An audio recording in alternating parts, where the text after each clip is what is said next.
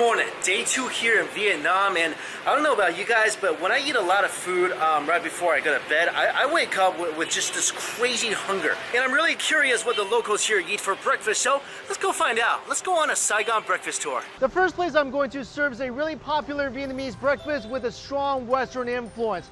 We're gonna go get some beef steak.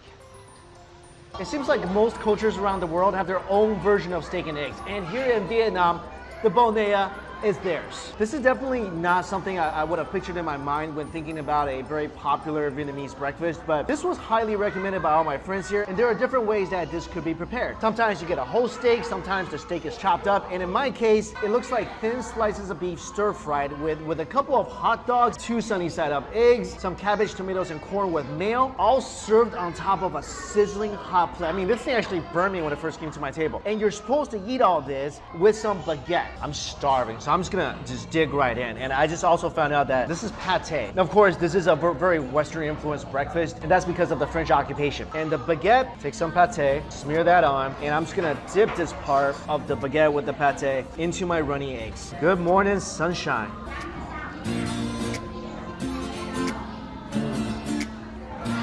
Wow. I'm not usually a fan of pate.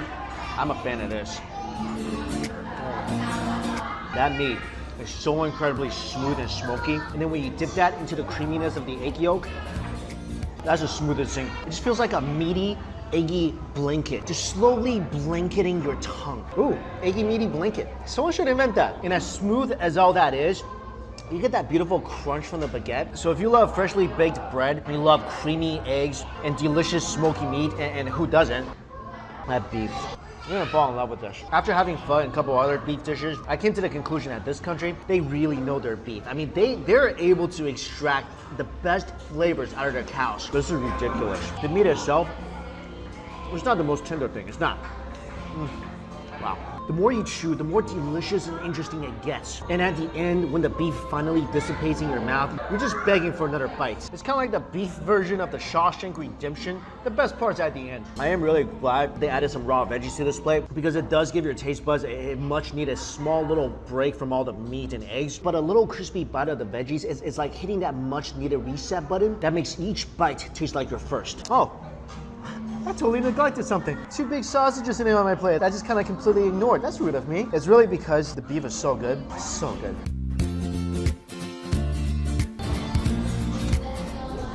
What did I just eat? I was kind of thinking it would taste like a hot dog. Also, I thought that this would be incredibly salty and heavy. But actually, not at all. It's like a much lighter, cleaner, springier hot dog. I don't know if you guys can see how bouncy it is, and it has a nice snap to it. And this sauce, I'm using all 4 of this baguette because sauce is so tomatoey and fragrant. Got a nice thick beefy flavor. I'm not wasting a single drop of this sauce.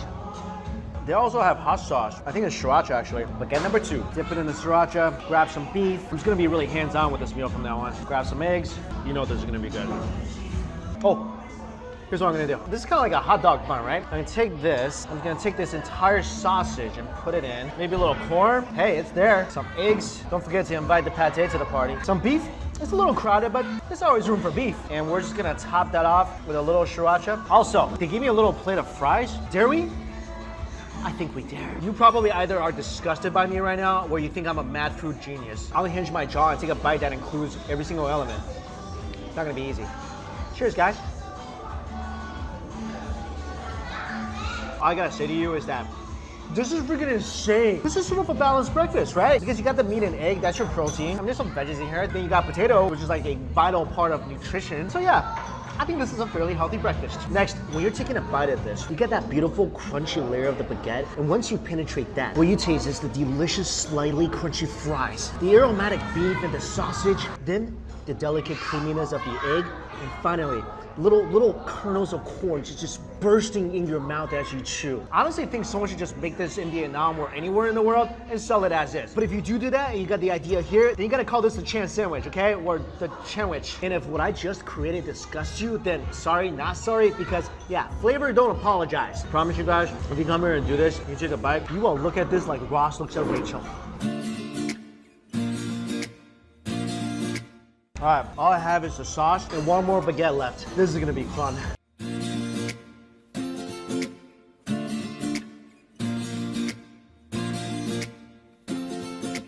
And this is an important skill because too much gravy, you're gonna want more bread. Too much bread, you're gonna miss the gravy. It's all about a delicate balance. Overall, just a slamming breakfast. And guys, we're not done because one breakfast, who am I? Somebody was not very hungry?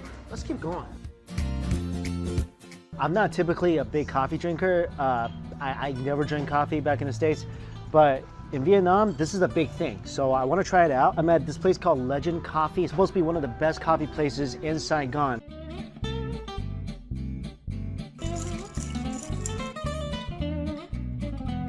All right, this has been a fun and yummy coffee break. Let's continue our eating.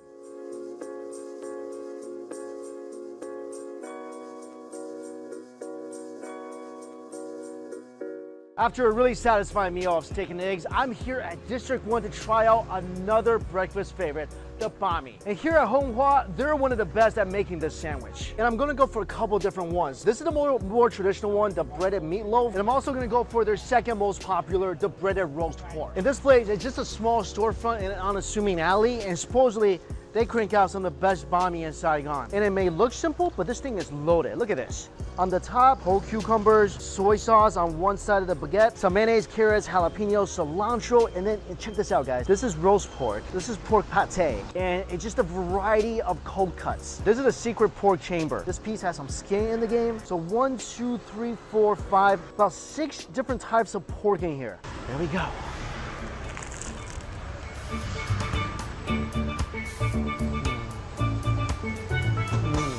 Say hello to the sandwich love of my life. Wow. Excuse me, I'm gonna need a few more bites here. This is all sorts of beautiful here. I know it's pork, but each of these slices of meat, I feel like plays an important role in this sandwich. The pate, deliciously fatty and smooth. The roast pork brings a nice chewy and smoky element. I can taste the gelatinous pork skin, and that's just the meat side. The veggies also contribute so much to what is the magic of the sandwich. That refreshing crunch of the cucumber, the sweet pickled carrots, the wonderful aroma of the cilantro, and just when it's getting a slight fatty, a bit too sweet, that's when the jalapeno hits you, bringing a much needed heat. And when you're crunching through it, I feel like my taste buds is just going on a multi-layered journey. If you guys don't believe that pork heaven actually exists, you need to take a bite of this sandwich because it will take you there. Wow, that first sandwich went down real smooth. This is my second one, the barbecue pork. Say hello to my delicious little friend. Oh! Come here. I did not expect this. I mean, it said barbecue pork. I really didn't know what I was getting. Look at that. Delicious, fatty pork just everywhere on the sandwich. If this doesn't whet your appetite, just looking at it, I don't think we can be friends. I really don't. I'm gonna take a piece of pork and just try that on its own. That's some of the most delicate, fatty, wow, awesomely smoky piece of pork that ever came from a sandwich.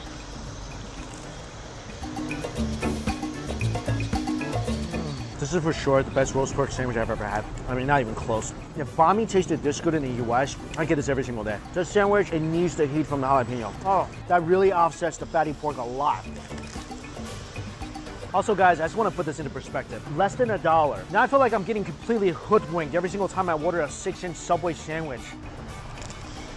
Only in Vietnam, right? Only here, we find something so incredibly magical for the price of a can of Coke. All my hunger, everything that was taken away by the beautiful steak and eggs, all came back because of this. But there is more delicious breakfast to be had, so with a heavy heart and slightly fuller stomach, I'm gonna wrap this up and let's keep this breakfast tour going.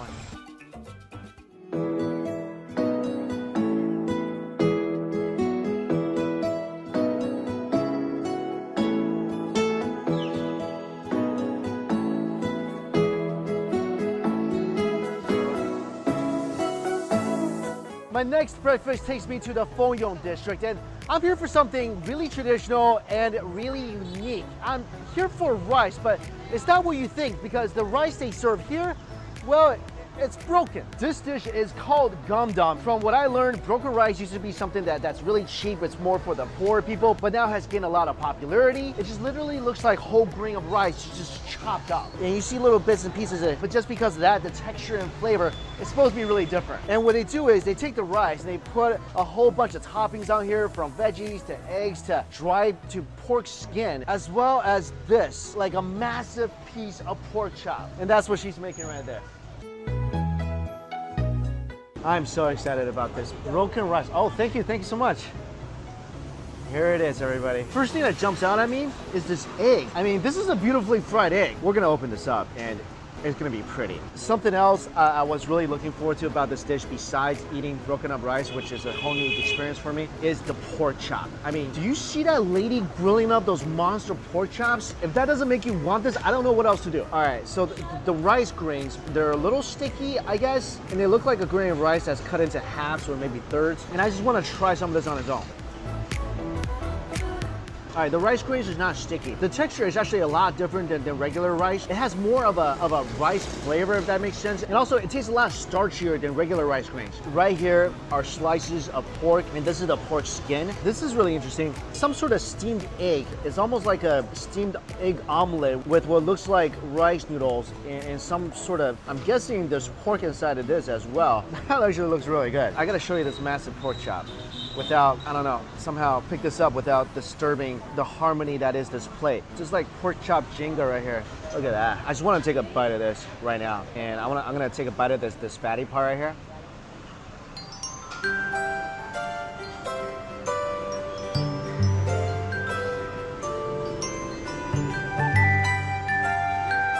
Oh my God, the emotions.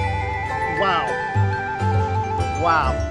Probably the best pork chop I've ever bit into in my life. And I love Vietnamese pork chop. I get it a lot at food places, at Vietnamese restaurants. Nothing like this. Nothing prepared me for what this is. Trust me, guys.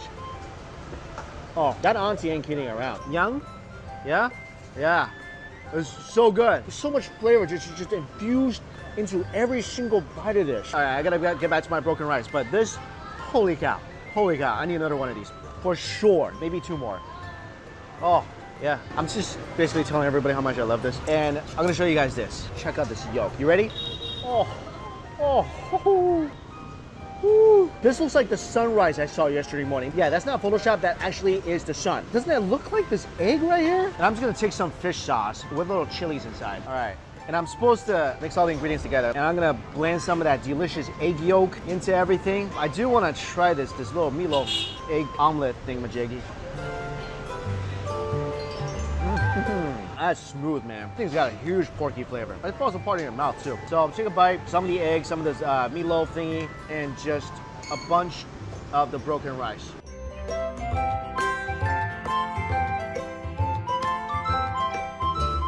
That was a serious bite of food. It's like every single texture you can ever imagine, all sitting here on one plate. Crunchy veggies, melty, smooth egg yolk. I'm just gonna, you know, chase it with some pork.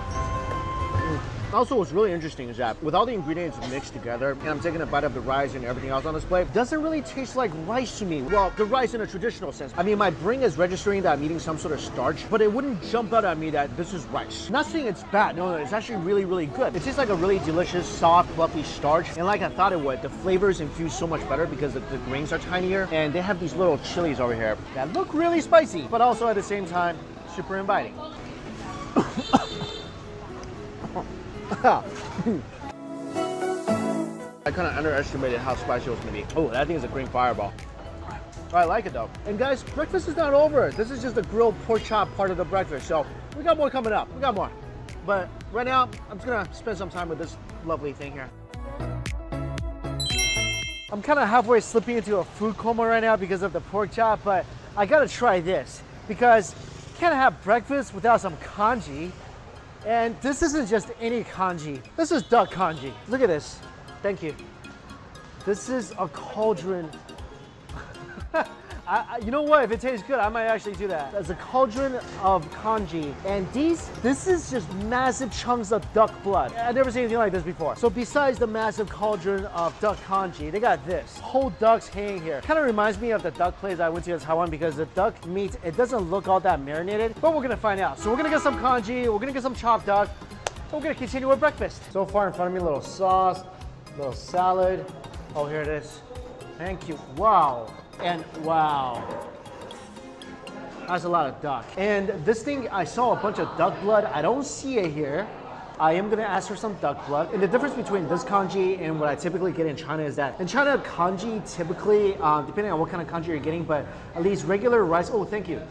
Oh, here's my duck blood. Anyway, the congee in China, at least in the north, we typically don't eat salty congee in the north. We typically eat congee that really has no flavor, like a neutral flavor, or it's a bit sweet. And also in China, you can see like every grain of rice in the congee. We don't really like mush our rice up. And here it looks like this is more like broken rice congee, at least from how it looks. Supposed to take the duck blood. Wow, this is really not as delicate as like pork blood, because pork blood is basically really soft gelatin, and this is actually, look at this.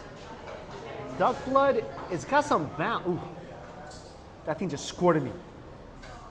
Duck blood fought back. Because you see a lot of crevices here, and you see how the texture, this is more like a frozen tofu than a blood to me. I'm gonna put this in my congee. First thing I'm gonna do is just try the congee on its own. Ooh, this honestly tastes more like a duck soup to me. The rice, very, very, very fine. It's almost creamy like an oatmeal. The soup's got a ton of duck flavor. It's a little peppery. Yeah, that's delicious. Let me try this duck blood. Look at it. Look at it. How hard I need to kind of push to cut a piece of this duck blood in half.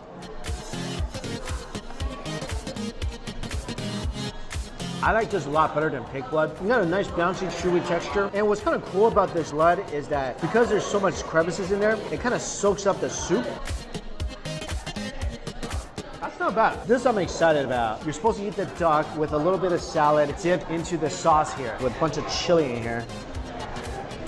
This tastes almost exactly like the duck I had in Taiwan. Really not too much flavor on this thing. I'm just gonna dip a little bit and just toss it in my congee and see what happens. Whoa, that actually tastes really good. The sauce adds sort of a citrusy dimension to it, but you put it into the duck congee soup and you eat that all together. I think it really tastes much better like this. What you're getting is a tender bite of duck meat, a little spice, a little salt, a little citrus, and then just a ton of duck soup flavor. And the congee just enhances all that with the soup that's inside. I thought out of all this, I would like the duck most because I love duck, but this is the real winner here. This thing is awesome. I'm about hitting the end of my breakfast tour, I think.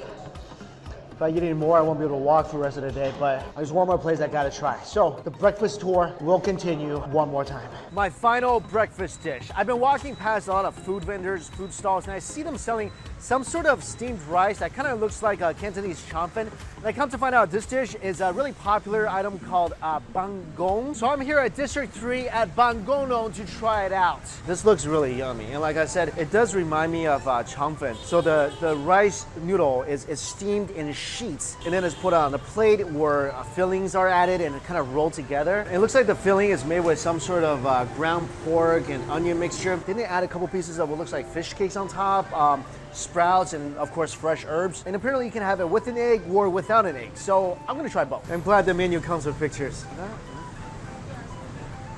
The international sign language is a food. This is with the egg, this is without the egg. As you can see, the egg here is, they infused it with the rice noodles itself. Well, this piece is more prominent. This is a pork cake and this is a pork sausage. Look at it, there's a little chili inside the pork sausage. It's like a little chili fossil. And this is fried shrimp cake. Get your bowl and then, this is the biggest picture of fish sauce ever.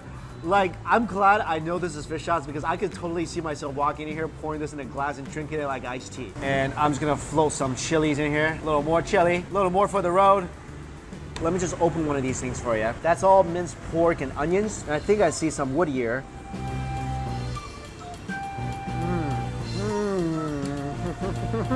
I just wanna try this on its own. This texture is extremely buoyant. Like the Cantonese rice noodle, when you chew it, it's more sticky, it's more gelatinous, more mochi-esque. This one is softer, it's not really sticky, with a much chewier texture.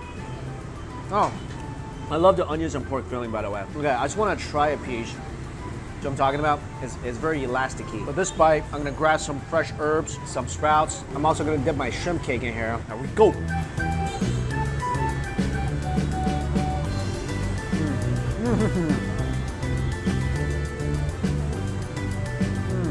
Everything is better with fresh herbs. Also, again, because this whole thing is really soft, really chewy, this adds some much needed crunch. This thing is extremely crunchy on the outside. Yeah, inside, delicious shrimp cake. I got 3 of these. I don't feel like they're all shrimp cakes. I feel like this is like some sort of vegetable. It's just kind of like potatoes, more specifically sweet potatoes. That's really interesting. And this is something I noticed about a lot of Vietnamese dishes, is that on every single plate or bowl, so much texture is represented. It's never gonna be too chewy, or it's never gonna be all crunchy. I love that they have such a balance of everything. I wanna dip this, fresh herbs, sprouts and all, and then eat it with this sausage fossil. Wow, that one little chili embedded inside, whew, got a lot of heat. Ooh. I gotta quench some of this heat with that. Check this out, lotus milk. I didn't know you could milk a lotus.